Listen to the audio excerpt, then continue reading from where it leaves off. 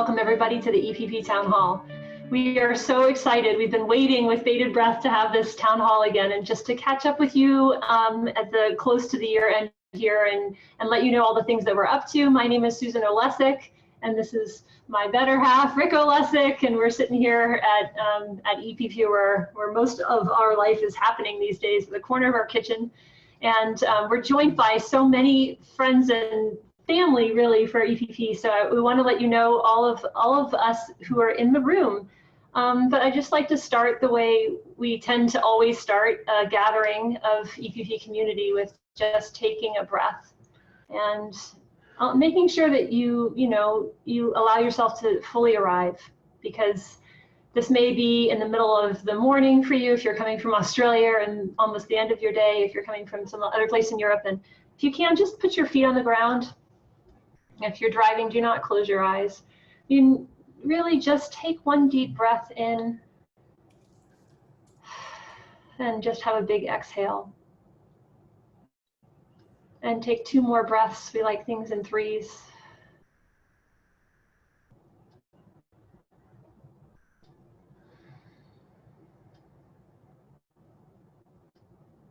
Thank you. We're being joined today by nearly 200 of our community members from really all over the globe. And we are streaming live on Facebook. If so a lot of you have already asked, will this be recorded? Yes, we'll have it up for you later on on the Facebook page so that you can catch up. But we're being joined by EPP Belgium and France, and the UK, and Minnesota, and Australia, and soon to be EPP Colorado, and Canada, and we've seen people that are registered from Denmark and Sweden, and we're just so pleased that you all know that you belong and that you knew to come. There's a lot of things that have been going on that we'd love to just update you on, and also we like to hear from you about what you're curious about and any of the comments that you might have about things that you're hearing and learning about. If you have a comment, you're welcome to just put it in the chat, and that will be saved also for the recording. And if you have a question, you can put it in the Q&A. And do you want to differentiate that for folks, Rick? Yeah, if you have questions that you want us to be able to, us or some of the panelists to be able to talk about, just put them in there and they'll get moderated. Okay. Well, one of the important things that we have taken on this year is counting and keeping track of things. And luckily we have Rick, who is a total systems guy and knows how to do that. And we're nearly all up and running on Salesforce, which is a huge way of tracking all kinds of things. We've taught 200, is it over? Just 200 plus 210 of our courses. And when I say courses, that's an 8 to 10, 12, or 20-week course. And our courses vary depending on the institution where they're run. So we've taught over 200 8 to 20-week courses. And from there, we've graduated 3,500 students. We've actually touched many more than that, but we are mostly counting the ones that complete our course, because we know that when people are exposed to the Enneagram for a continuous period of time, that something really starts to happen. And certainly anybody who's ever seen the Enneagram knows that that's true inside of you. It's definitely true inside of me. That comes to 5,600 hours at 14 different institutions in 5 different countries. So we've always known that the Enneagram is for everyone and belongs in every jail and prison, not just here in the US, but across the world. And we appreciate the many requests that we've received from lots of different territories and the different international conferences where we've been presenting, the people who have a heart to really bring this to their community and to their town. And our answer to that is yes. And we're making sure that we have the resources that we need to support the current programs that are already on the ground. So that keeps happening. And today in our community, I just really want to highlight that we're joined by our EPP advisors who are in different various parts all over the place. Also, we have Jill Woodman and Jennifer Weber and Marian Gilbert and Russ Hudson, James Flaherty, Shalini Verma, Gawar Mate, Mark Schwartz, and Neelam Wadhwani, all of whom make things happen, and Robin Reese, last but not least. And we also have our board members who really are a capital W working board with sleeves rolled up.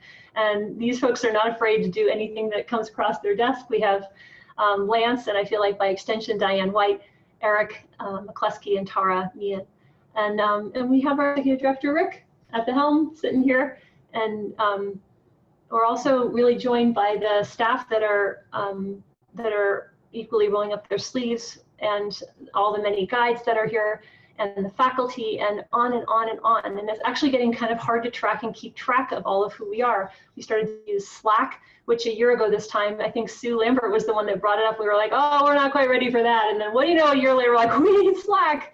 And so it's just been really fun to see the percolating of everybody coming alongside what has been on my heart for a long, long time. We were at the IEA conference in Oakland this summer, and a lot of folks came. Or at one point we were able to corral as many of us as we could find at one moment, and it just really struck me how much this community is emerging in places that I didn't really even know. And in the beginning, I did and I didn't. I guess that's always been true. And when I think about how this project started, with an invitation to go to a little prison in Texas and to talk about the Enneagram, I guess somebody had to go first, and of course I was willing to go, but equally important were that there were people there who were willing to receive. And some of the people that I feel like really did go first were the people who are still our ambassadors today, and that's Clay Toomey, who I think is at work and maybe trying to sneak on here any moment if he can, and Luke Daly, and people that really stood up and said, I see myself, and I see myself in this system, and I'm willing to recognize the beautiful parts of me. Because if anybody's spent a minute with Enneagram Prison Project, you know that our approach is exactly that this is a tool about highlighting the part of you that's amazing.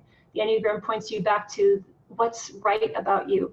And we've had many students in our classes just put their hand up and say, like, well, I'm just here to figure out what's wrong with me. And we look them right in the eye and say nothing. And just want to pause for a moment and just welcome you. And I know I can feel you over here. I know that touches you. What's happening when you hear that? Well, that's the ticket for me, is how people change. And really what that's for me is how I change, right? And that's the thing that always gets me choked up. Right. So it's a reflection. Right. Beautiful reflection. Mm-hmm. And we have a core value inside of EPP. Also, if you spend a minute with us, you've heard this one for sure. There's got to be a t-shirt anytime now, Robin. What do you think? And that is that we do the work together. And that's how Rick and I took the Enneagram into our own marriage, into our parenting, and we're really just delighted to see that that's what happens with everybody that comes inside this project, is that really we come up against ourselves, and then we can talk about what we are noticing with transparency, with trust, and with a lot of gratitude. And what do you know? It's not just the people on the inside that we're trying to teach the system to. It's actually all of us. That, exactly like Rick said, it's a reflection. And the moment we forget that there's an us and a them, and that there's a really just a big, huge collective we, that's when everything starts to happen, because the duality of that our mind, gets stuck and fixated on, that just disappears. And so I think we're really lucky that people like Clay and like Luke went first, and then of course right behind them in the first programs that we were teaching here in Santa Clara, Alex and Vic, and right simultaneously people like Raphael Calix and Aaron and Zach and San Quentin, and some of the beautiful ambassadors that came into the jail right alongside all of that were Sue and Renee and Jeff, all of whom are here with us today. And so I just really want to say welcome to our ambassadors, and I have this my hands today, I feel like sand is like dripping through them very quickly. I know our time is short, but I want to ask you this question, because we're holding this town hall today on Giving Tuesday on purpose, because we want you to have a place to imagine where you belong, and to see how, yes, you could give, and also how you could receive.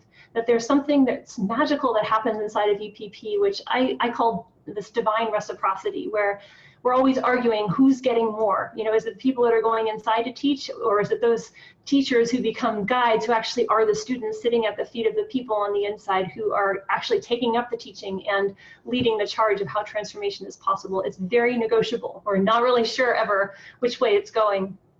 And so for you, Sue, for you, Jeff, for you, Renee, how is it that you knew that you belonged inside of EPP. And Renee, I'm going to ask you to entertain this question first. How is it that you knew that you could pick up the phone and call EPP when you got out? Well, I didn't really know at first, actually. I just knew that there was something there when I was in custody. And then when I got out and I was going through I had to do some things first, but as soon as I was able to go through all my jail paperwork, I was like, oh, let me go check this thing out and see if it's still going on at the reentry center. And it was. And as soon as I got there and reconnected, the thing happened again, you know, and I felt at peace, and I could see myself, and I could recognize that I had forgotten the value in what the Enneagram brought into my life until I was reconnected, and all of a sudden things looked a whole lot better, no matter what my circumstances were at the time, and they weren't really necessarily that great when I first came back. And I really like what you're saying, that you remembered something, literally like you reconnected with something that was inside of you. And of course, it's also this reflection outside of you. So something in that kind of sparked. And the reconnecting center, that's what you're talking about. We call our reentry center effort our reconnecting center. Had a lot to do with you, Sue Lambert, and you, Jeff, because you were a big presence in that part of our community. So Sue, for you, how did you know that when you got out, you belonged? Oh, well, I think it was more for me, the need to belong. When I was incarcerated and I took the course and I learned that there was hope for me and that there was a different way that I could live my life, that was so good that when everything else around you is telling you how bad you are, that I was able to hold on to that. And when you guys came in to teach the course, it seemed like when you came in, it was like with no judgment of whatever we were carrying, the other people, myself. And that was just so good that I just felt it like I just was able to open up, and it was like a light. And I just knew that if I was going to live any kind of life, I needed to stay with this. And so when that offer came, of course, being an ambassador was enticing, and being able to go back in and teach was also enticing. But really, for me, it was the first step to being aware of who I am and being able to live my life that way, in a better way. Yeah. So I stayed connected. Right. And it is like sort of a beacon that I think is like this light that you're talking about that comes out of you that other people are quite drawn to. And I really highlight that it is in you, right? And of course it gets reflected back to you, but until we know that we belong by belonging to ourselves, it's very hard for us to reconnect with others. And so Jeff, I just invite you into this conversation. How did you know that you belong? I think I knew that I belonged while still incarcerated. Just the massive feeling of acceptance and support that y'all brought into Elmwood Correctional Facility was just very palatable from the get. I felt it right away, and I knew that it's something that I wanted to continue. It's something I haven't had in a long time, and it's something that you're able to deliver to the incarcerated. And I mean, I always say that I fell in love with myself again while incarcerated, and it's been a long time since that has happened. And who doesn't want to stay in love with themselves? So I knew that when I got out, that was very definitely something that I wanted to pursue. And I think you had a lot to do with that.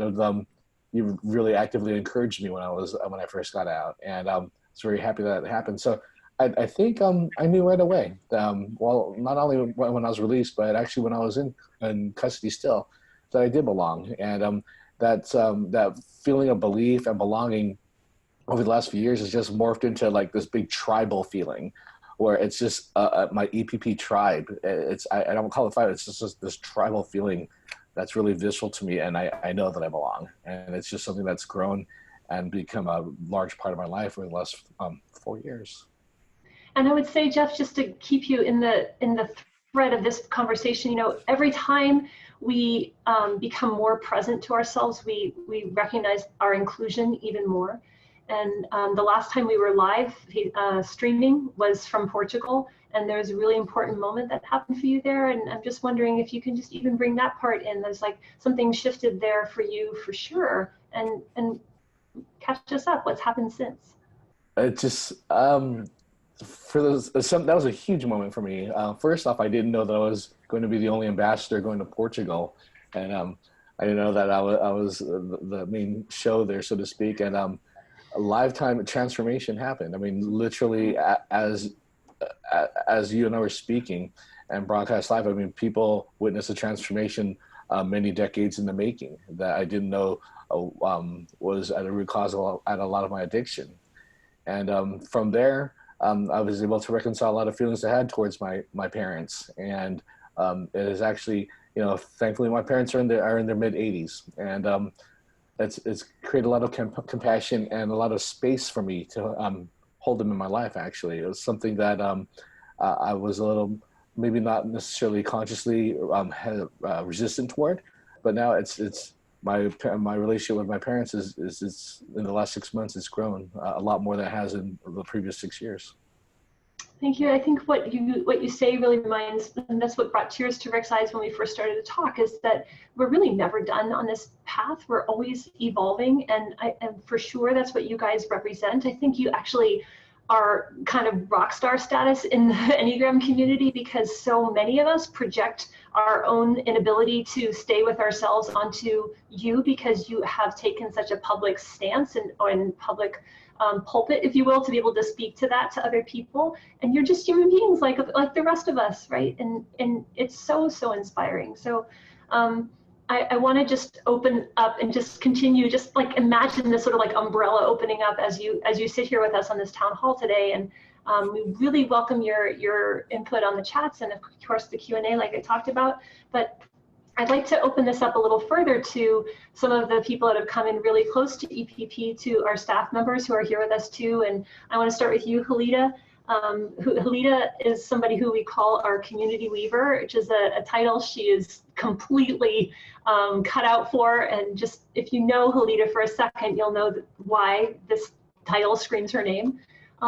And Halida, you're doing so many things in the world already and have been, you know, in so many different places. How is it that EPP was a place that you knew that you belonged?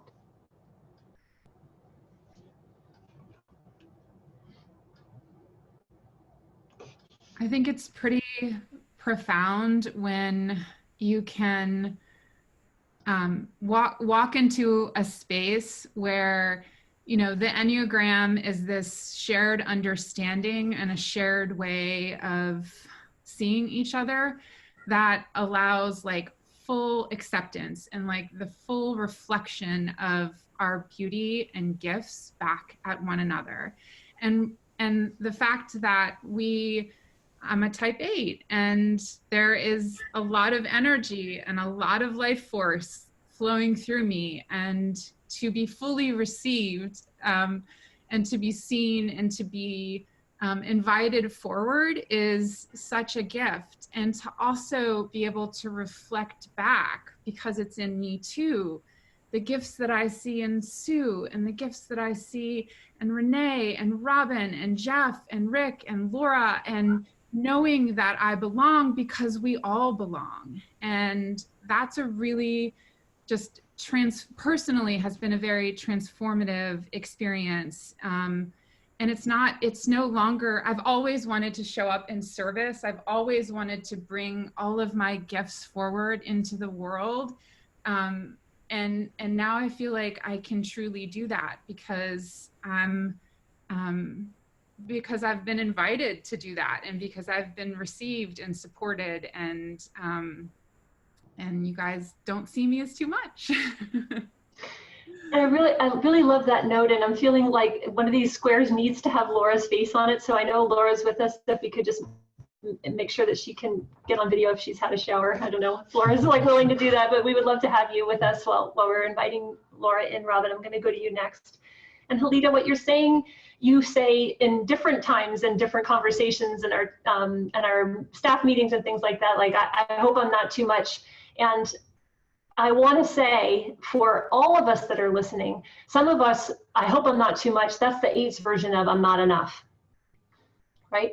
And I hope I'm not too much is like the last thing that we want Halida to say to herself, because your exuberance and your magnanimity and your love and your care and your triumph for the people who are not representing and being represented or representing themselves, all of those things are needed. And I'm so glad that you know that. And I think that you're a voice that hopefully somebody that's listening will hear and maybe get nudged off your stool a little bit to say, well, maybe I could be part of that organization too. I don't know. I think Robin is like such a creative force inside of EPP. He makes so many beautiful images happen, and we have some that we're going to share with you today.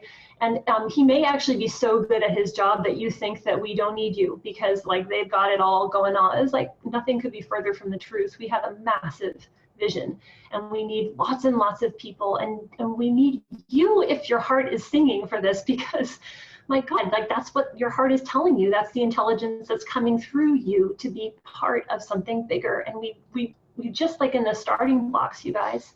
And Robin, over the last year, we've been so blessed by your talents and in so many different directions. Will you say, how is it that you knew that you belonged to EPP? Well, this is a very heart-opening conversation, which I really appreciate. I came to EPP wanting to bring my talent to something with meaning that I knew was touching people's lives, that was having impact. What I didn't know is how much I was going to be impacted by being part of this community.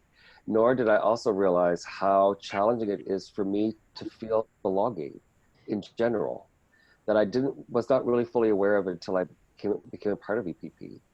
And I struggled with making connections sometimes, because there's a part of me that wants to hold back. And that's my own personal withdrawn space as a 4. So it has been a very heart-opening and transformative space to come into this community, which is built with a container of tremendous compassion and love. And that has been very melting for me. And I love the compassionate, what's right about you space that allows all of our gifts to really come forward. I have talents as an artist, but there's something when you're feeling loved and in a community of belonging. When I'm feeling loved, thank you. Yes. Belonging, then my gifts take on another dimension, right? So I'm just blessed and grateful every day that I'm here and have been a part of meeting amazing people, and I'm just touched regularly, and I just love it. I love all of you. For context, for those of you who are listening, Robin came in as a designer and quickly decided he also would like to apply to be a guide. And that's what we call our teachers who are delivering our in-custody program as guides. And so he went through the guide training program, as did Laura, who I'm going to go to next. And that happens over and over again for us, actually. People come in from one direction, they're like, you know, I could see where I could really contribute there, but being a guide was not on their radar. And maybe that's happening for you too. Maybe you think, well, they've got plenty, they don't need me. Not true. We actually are looking at wait lists in every institution where we are. We have 150 people or more on the wait list at San Quentin, and we could be delivering more courses there, but we are not at capacity in the guide side of things. So we're looking for more people, and luckily when Laura came, not only was she able to manage different programs and help us to use her 7 brain in those different ways, she also had her heart. So Laura, how is it that you knew that you belonged? Oh. I feel like that the answer to that question probably changes all the time. I feel like in the past year and a half, the answer has evolved. Today, I would say it is this invitation to be truly present. And when I tap into that, which I didn't know for the longest time, I rarely did in my life. Man, I get to bring all of me to work. And it's not even work. I just get to bring all of me to the world. And then to be in the classroom and help others, like tap into that and fall in love with their divine spark. It helps me continue falling in love with mine. And it just makes sense. Like it's the first time in my life that I'm right where I'm supposed to be because I am truly present. It's a big statement coming from a 7, right? I'm sure that's resonating with you. And I want to ask you the question too, Rick, because, Rick has always been my partner and always been supportive in so many ways, but Rick actually left his very solid white collar job to join as our executive director over 3 years ago. How did you know that you belonged with EPP? I want to just echo what Laura just said, because, I think that answer changes on a pretty regular basis. And of course, at the beginning when we were in, the inception, I belonged because I was your partner. But over time, the thing that's really resonated with me is how much I belong to myself, right? And it's not anyone else that is validating me, but that I can validate myself. And I see that in the eyes of the people who are also belonging. So I don't know, I think that this particular word, the belong word, the community word, the humanity word really gets me, and really gets to a core piece of me, feeling like to belong to something is sometimes you're not worthy of belonging. I am not worthy of belonging. Not true. Right. I know, of course, and so that's the thing that moves me, is this piece where I can feel both things, the belonging and the sense of self and the not worthiness of things. When I see other people doing things that are more or greater or bigger in themselves and how they're transforming, but I also recognize that I'm also transforming at the same time. So. If you guys could be going through life with this man and just sitting at like Trident commercials and things that make him cry now, and the big softie that he's become because of Enneagram Prison Project, I mean, it's really beautiful. Outing me on Trident commercials. He's just sitting here so soft and sweet, and yes, still strong and with an awesome mind for all these systems things that we need. But I think that there are so many people that are frustrated with finding purpose in their lives, and we're just standing here with our arms wide open saying, like, come see if your purpose could be found in EPP. And the invitation really stands. And thank you for what you shared with us today, Rick. All of you who are here, and I know Suzanne Gawryluk is on our registration. It just feels like she needs to be sitting here with a square, and if we can put Suzanne in a position where she could share also how she knows that she belongs. We've had a lot of different things that are going on inside of EPP. Here she is. Over the last year, where we've been invited to bring our curriculum, our approach to the Enneagram, which, by the way, the secret, thing is there's nothing wrong with you. Bring that approach into a new workspace. And Suzanne was the first leader of EPP Minnesota, the chapter leader who helped us to know that we could be in another state, and then has just thrown in all kinds of different directions to be EPP faculty and help us to deliver our program in new affiliates and new chapters. Suzanne, how is it that you knew that you belonged with EPP? How did I know that I belonged? I think it just was the right moment, the right time for me. I was already teaching in a prison, and at the point of, I need a workbook, I need something bigger. Is there something bigger in the world? And forces aligned, and I met Susan and took a leap of faith and followed them to Finland, of all places. And from there, I just was all in. So becoming a guide and having the privilege of having Phil from Minnesota and Britt join me. We went from one class at Shakopee. We're now teaching 2 classes at Shakopee Women's Prison, and it's the best day of my week when I can go inside and share the work, because we're all in a prison of our own making, like Susan has said, in how we suffer our personality. And as a type 4, belonging is important. And opposite of Halida feeling like she's too much, I could feel like who am I? I'm not enough. And that's not true. It's not true. So I just feel anyone whose heart is singing to them from whatever point to be part of EPP, take a leap of faith. I did, and it has changed my life. And I feel very privileged to have the program in Minnesota. And we're trying to stretch our teachings into the men's facility and hopefully with youth soon. Thank you, Suzanne. And I see Clay is here in spirit. Or Clay, are you able to be on video? No, he can't be on video. They can be here on audio. Okay, on audio. So Clay just wrote a beautiful thing in the chat. Would you like to share that live, or should we have Rick read it out loud? Yeah, I disappeared off my screen when you pulled me into this this version of Zoom, so he'll have to read it. I don't have it anymore. I'm so sorry, Clay. You'll have to remember it from memory. Is it not on your screen, or are you chickening out on us? You go ahead, Clay, in your own words. I hope I've said it before, and I hope I didn't take 9 years to say this, but I just for whatever reason have this very clear memory of when Susan came to prison. This was the first time I saw her in prison, January of 2010. Talking about her family, these are my boys. This is my situation. This is my husband, and just hearing her introduce her family to us. I remember very clearly, like at the time, I might even be able to find my notebook somewhere because I still have all that, of just thinking like, wow, like Rick is gotta be like the coolest dude in the world.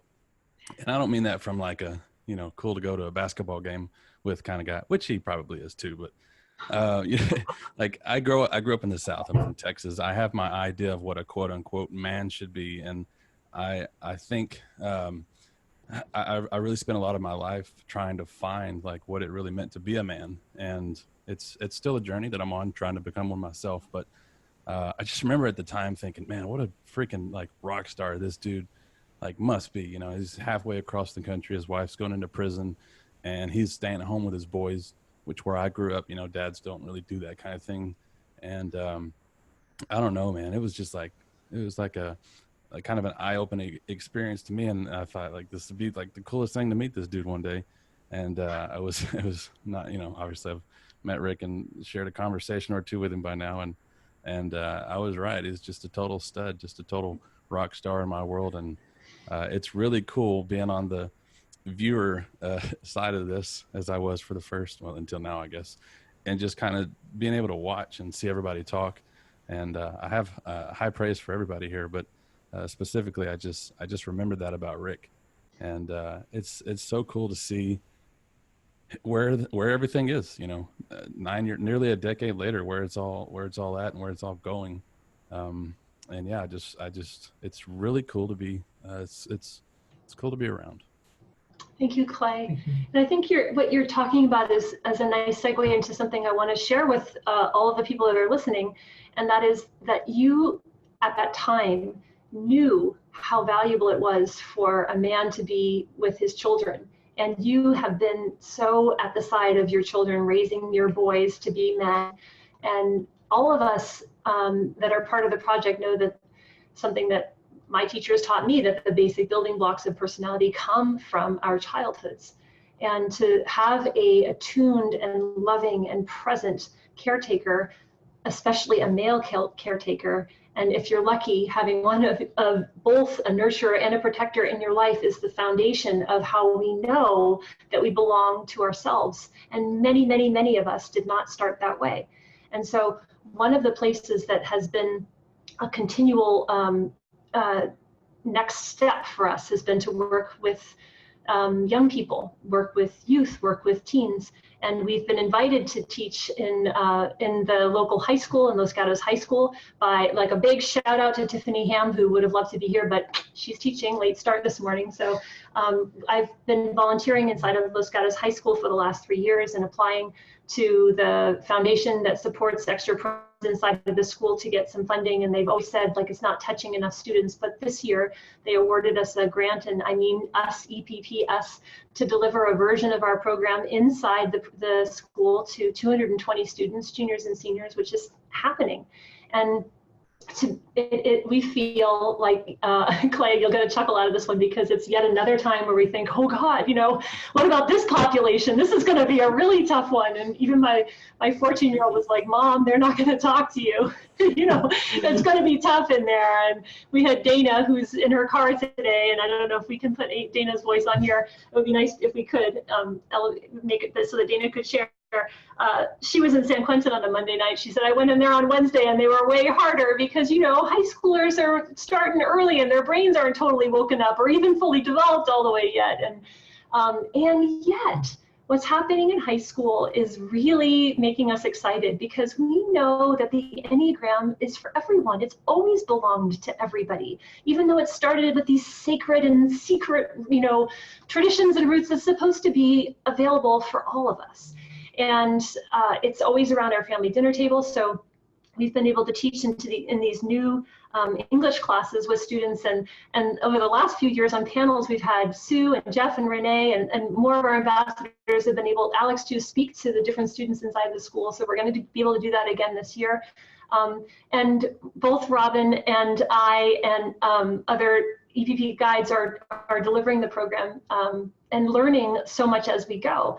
And so I just like to ask, first of all, I'll start with you, Jeff, just because I know that it was really a memorable panel, and to ask you, what was it like to be able to speak to people who are still so young in their life about what it means to be free?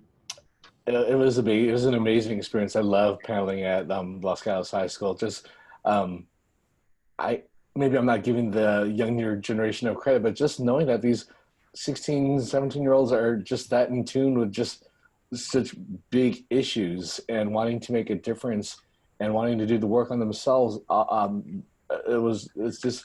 it floors me every time. It really impacts me. It's one of my favorite days of the year is speaking at Los Gatos High School. It's coming. Yes. It's coming. Up, how about you, Renee, and then Sue? What else would you add about being able to speak to those students? Oh, I agree. It was amazing. Like, I did not know that they would be so inquisitive. So I did not think of things like that when I was in school, but I went to a different type of school. But it was just, it was one of the highlights of last year. It was awesome. And I appreciated being there. Thank you, Renee. Sue, what would you add? Oh, I think the excitement is being around that open-mindedness that they bring, and being able to connect a face with somebody that's been incarcerated, and have a discussion with them about the Enneagram and about life and answer questions, so that they can get connected to the human side of people that are incarcerated, because they're human beings too. And sometimes I think the media and society kind of sets them out there as being different, off, not good enough. And so I like bringing that to the high school, that we're all human beings, right? Trying to connect. Thank you, Sue. And I see Dana has joined us. So Dana, what would you like to say about this new population, this scary new population we're working with? It's different. And again, completely the same, as we always say. It's definitely my growth edge.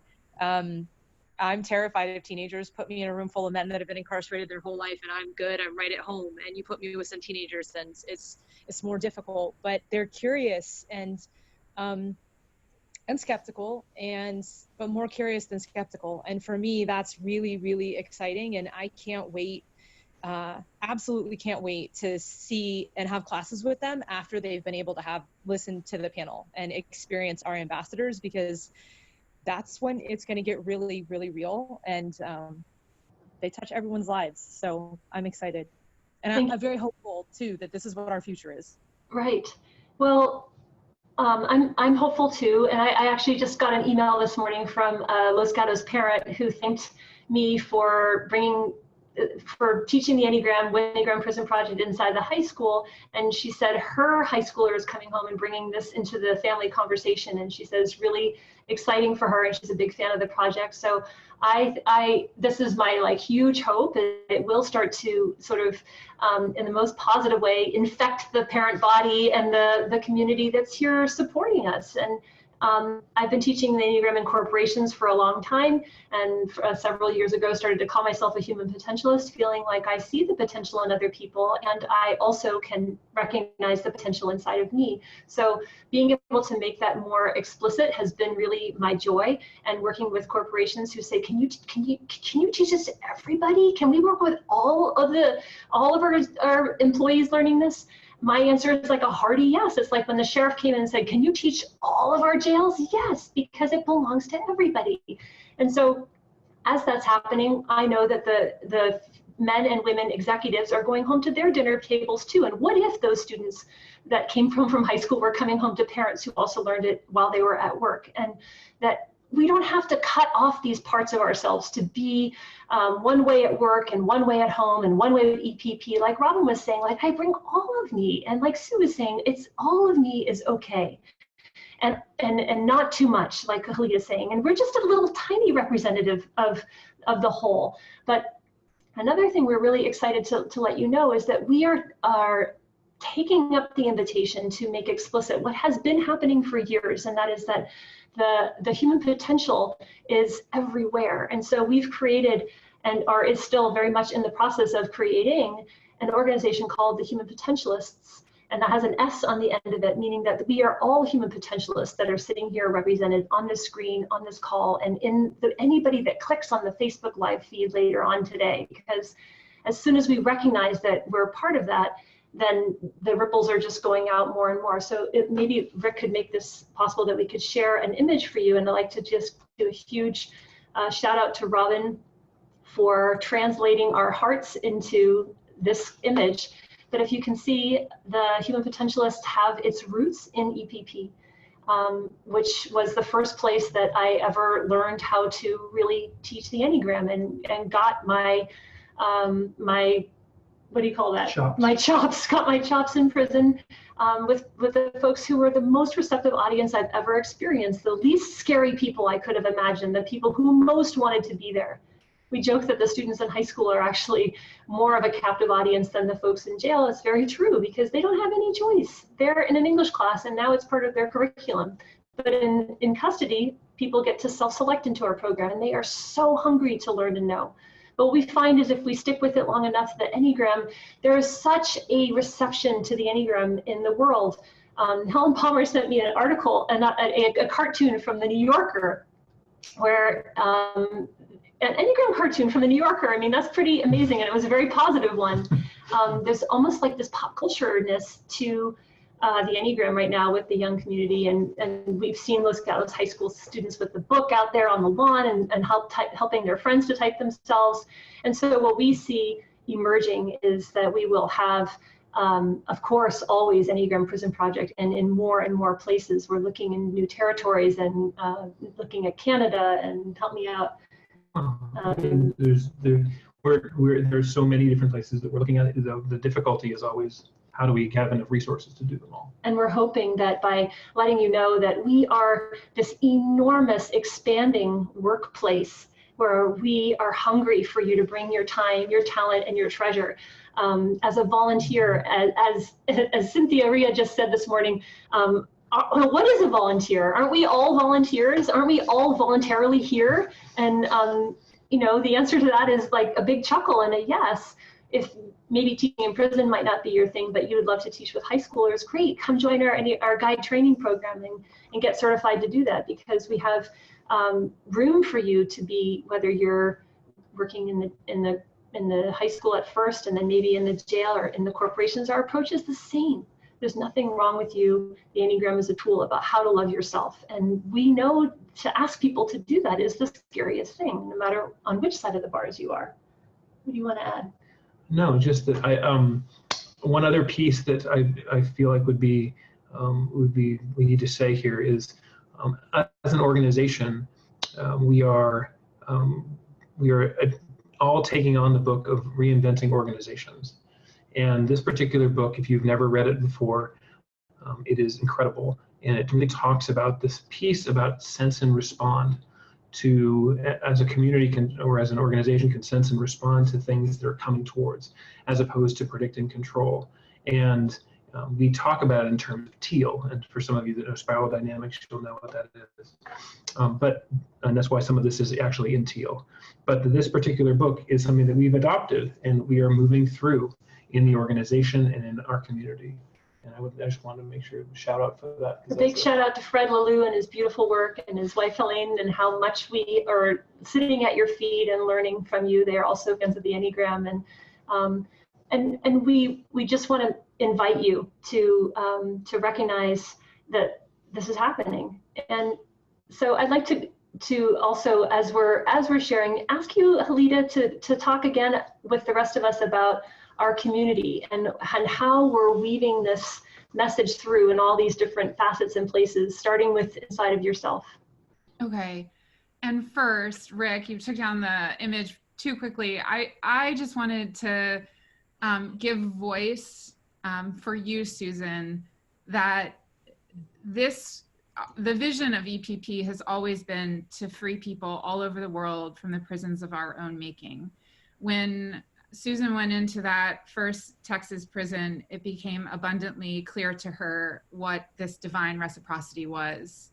And that began to lay the groundwork for what you're seeing take life through this like just visual expression of what's already happening. And this quote, I love this quote of yours. It's probably almost a decade old, right? Like, I mean, I don't even know when you said this, but when I heard it and I saw it, and then this image came through Robin, and we, collectively have been piecing this together, I think it's so perfect, which is that I once thought that I was growing something called EPP.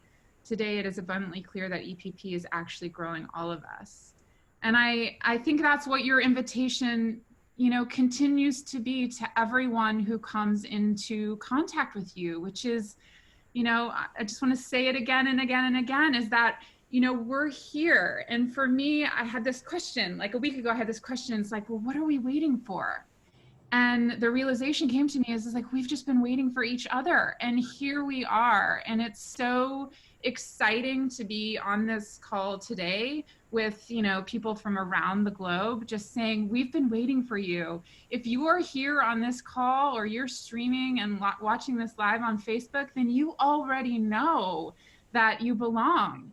And if we're going to heal the world, we need all of us. And we need all of us to feel like we belong, to know that we belong, to feel, seen and heard, and for EPP to grow into the platform that it is, which is, this collective of, interconnected projects. The Human Potentialist is a lot of different projects, but they're all interconnected in this really beautiful web. And the book isn't written. We're still as an organization, as individuals, like evolving into what will be and sensing and responding to what wants to come through each and every one of us. And again, it's just such a privilege to be able to do that together as part of this global community. So how are we showing up? We're showing up in a lot of different ways, in a lot of different spaces. And it's not new, we're just giving form to what has been kind of brewing for a long time, I think is what I would say. So we invite you in on this really beautiful Giving Tuesday. I challenge you to think about what it is that you are ready to give today. And that could be a financial commitment to EPP. It could be walking in and volunteering like all of us are and bringing your gifts and your contributions to the table. It could be dreaming together with us. We're here offering the invitation, ready to receive you, and just want everyone to know that we see you and we hear you, and let's keep having conversation together. Thank you, Halida. And I've seen some Q&A coming in, so I want to respond to some of that. One of them is from an anonymous attendee. How do you empower Black and Brown people, educators, activists, students, politicians, et cetera, to be part of this work besides those who are previous students of EPP? Do you think it's necessary for more people of color to lead this work? Absolutely. We welcome this. We need this. We have representation even just on this screen from different people from different walks of life. And everybody's experience is valuable, and everybody's experience informs the whole. And so we are as open as our hearts know to be. And so I just would like to even, invite you, Renee, to respond. How do you see that we could be bringing this work and reaching more people than might have been just touched even on inside of programs that we're delivering? Is there a way that we could be opening in a way that I haven't said?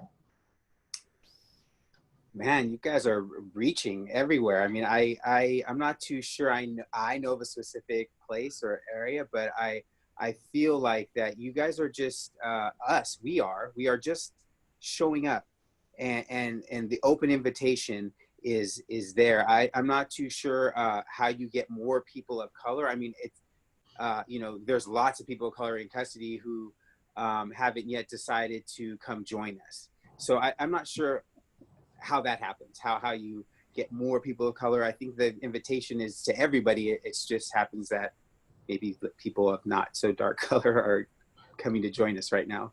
Well, and thank you for just saying about our openness. I feel like that's very true. And another question that's coming in is, what would it be good to study? Masters, to be useful to study, useful to this organization as a counselor or teacher. And I just wanted to give an enormous shout out to our Enneagram partners, especially the Narrative Enneagram and Enneagram Institute, and the people from those schools who come in as adjunct faculty and advisors, that we would not be able to do what we're doing if the schools did not exist. We send so many students back to those schools to say, go get certified in being a certified Enneagram teacher. And to the IEA, another partner of ours, that if the IEA didn't have their accreditation program, we would be struggling to figure out, are people ready? And we don't have the bandwidth to determine if people are ready. So we're so grateful that those partners exist.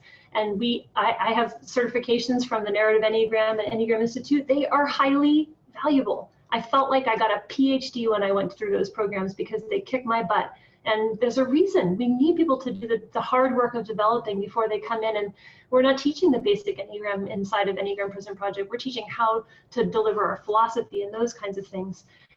So I want to really just let you know that we are open to different places, and we've had Mayor Tubbs, some of you know who that is, like a really radical, young, vibrant, charismatic, beautiful man come into San Quentin and talk about how this program belongs in Stockton, and we know that it's limited where we are so far, and we're open to our expansion, as open as we know how to be.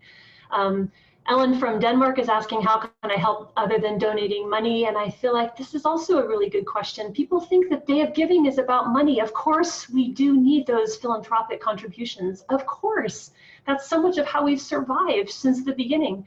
And we have, I'll let you talk about the match in just a second, but we have only so much that we can do with where we are. And another shout out to Cynthia Rhea, who's somebody that came to us through New Ventures West, and she's just kind of wandering around saying, I really want to be a part. And so she just put up her hand, Rick and she met, and then she started to come on to some Zoom calls, and she said, I'm roaming the halls, which is like such a funny expression to say. Well, we have no brick and mortar building. We have to have the corner of our kitchen. So to roam the halls, you really got to be, pretty sure of where your own feet are. And she knew that about herself, and in she jumped. So it can be like that. Do you want to say something? I do. And I guess we talked about volunteerism and that we're all showing up to bring our potential.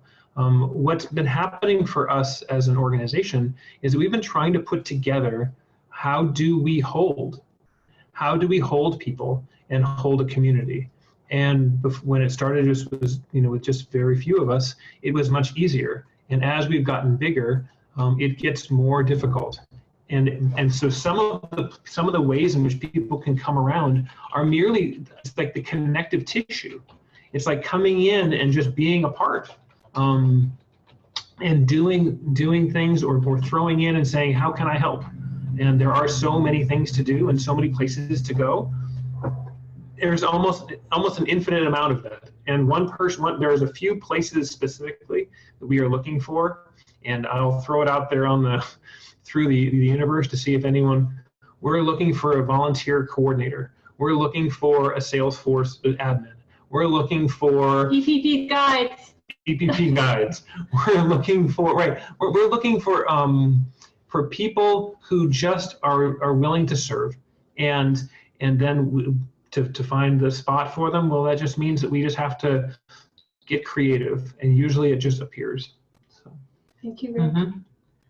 So I just want to open it back up to our ambassadors and our EP Peeps staff who are here with us today. Is there anything else that's on your heart that you would like to share? I'm going to stop sharing this image, but if you go to thehumanpotentialist.org, you will see it. And more on that. And more on that to come, for sure. Sue, I'd like to go back to you and just appreciate your presence and say, what is a final word you'd like to have about EPP today? Well, I wish I had another hour because I'd love to talk about reconnecting. One of the things EPP does is for people that took the class inside, we offer classes outside and ongoing support through trainings and seminars. And I was afforded an opportunity to work with another organization that finds people jobs after they're released. And I could tell you the difference with my caseload of people that took the Enneagram and knew more about themselves and those that hadn't. The contrast was just really amazing that I was able to see. So I'm very supportive of everything we do in reconnecting. We don't call it reentry, we call it reconnecting because that's what we're helping people do, to reconnect back to their home, their families, their communities. And so thank you so much, and thanks for having me. Thank you, Sue. And for all of you who are joining us today, we know that we're going to end in just a minute here, literally. So if you are here, please just put one word or a phrase in the chat of something that touched you today. What are you leaving with? We always have a closing circle, so virtually, this is that. And we are going to stay online for some Q&A if there is more afterwards. But just also for those of us that are in the room, I'm going to go starting with Robin down to Jeff and Suzanne. What's one word you're leaving with today? Love. Thank you. Connected. Community. It's 3 o'clock. That's how we know Suzanne's online. Clay, then Renee, then Laura. 3 o'clock, I guess. So. Renee? I want to say openness. Laura? Reciprocity. Halida? Okay, I want to say generosity, but you have to let me say something else. So do you want me to wait to the end, or can I do it? I'll give you more words in the end. Dana? Belonging. Rick? Belonging. For me, it's community. Halida?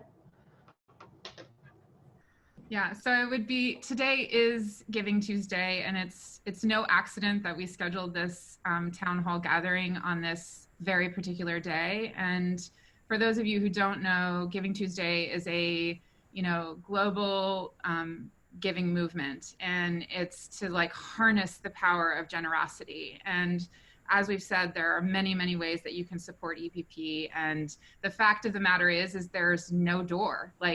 We are wide open. There is literally no door, just come. And so we welcome you in that respect. But I also have to say that we do need, philanthropic commitment from donors just like you. And thanks to the generosity of some very special donors, we have today, December 3rd, all contributions that are made to EPP through any of the platforms, through Facebook fundraisers or through our online donation portal, or checks that come in the mail, pledges that are committed. Every dollar that we receive today will be matched 100%. So if you are considering making an end-of-year contribution to EPP, please consider designating your gift to us today. Thank you, Halida. And thank you, everybody, for being here and knowing that you belonged on this call in this room with us. We appreciate you. We're feeling enormous overflowing gratitude, and we look forward to sharing more with you on the next town hall. Bye for now.